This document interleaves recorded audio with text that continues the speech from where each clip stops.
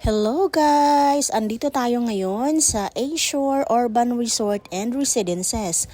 Dito lang siya sa Parañaque City sa may likod ng SM Bikutan. Kaya kung gusto nyo ng staycation na kasama ang family ay puntahan nyo na itong A-Shore Urban Resort Residences kasi malapit lang siya sa Metro Manila mga guys. Nabook ko pala ito sa may Airbnb worth 2,154 pesos only. Pagkapasok namin dito ay dumiretso na ako sa may reception area at nagbigay ako ng ID. Tsaka pinakita ko din yung confirmation ko na galing mismo sa Airbnb na binook ko na condo.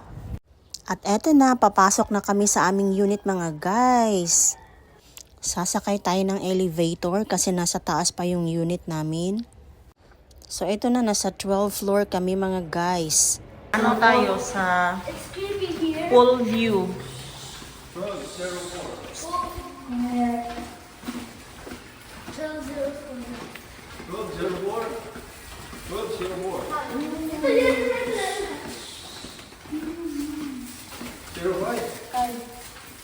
po. Card po. May card po ba? Wala eh, self-check-in yan eh.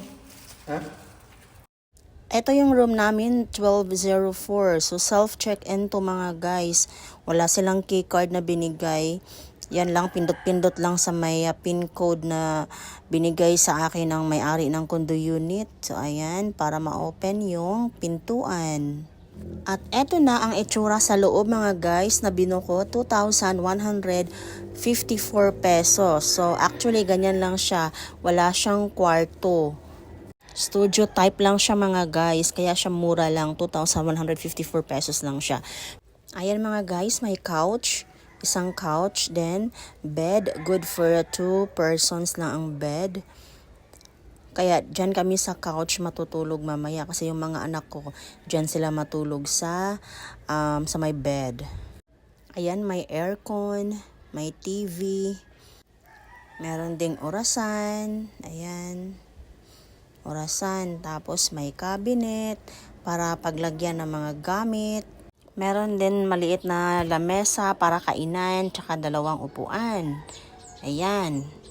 Meron silang microwave oven para pag-initan ng pagkain, tsaka may ref din sila na maliit. Ito yung hugasan, kitchen, ayan. Tapos may mga lagayan din sila ng plato, ayan. Sa cabinet na yan, nasa loob yung mga plato at kutsara. Ito yung sala mga guys, maliit na sala. May electric fan din sila dito, ayan, tapos may 2 pair ng tsinelas. May maliit na basurahan din sila dito para ilagay yung mga basura nyo.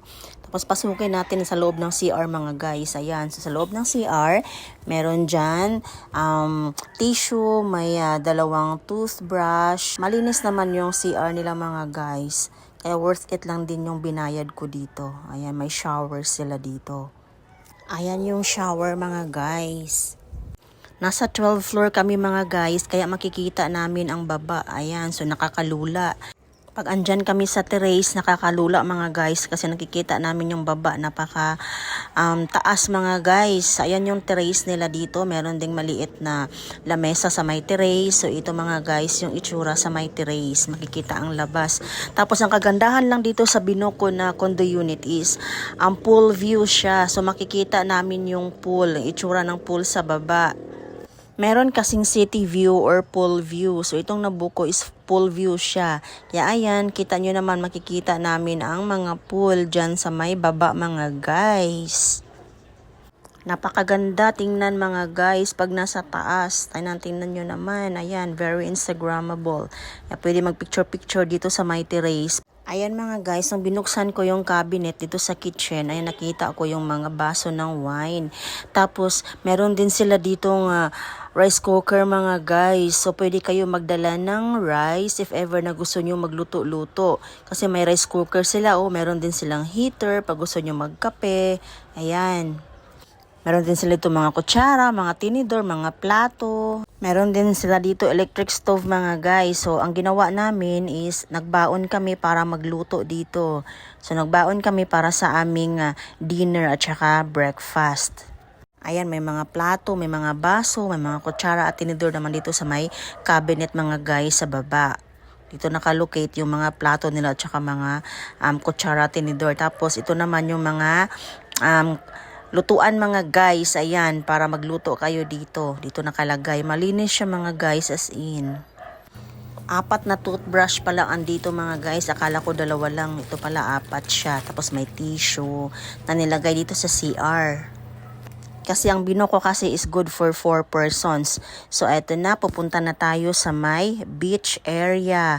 Itong beach area nila is man-made. So, bago pumunta sa beach, ay kailangan magbayad muna dito mga guys. Daan muna dito para magbayad. Yung binayad ko kasi na 2,150 pesos ay para lang yun sa condo unit.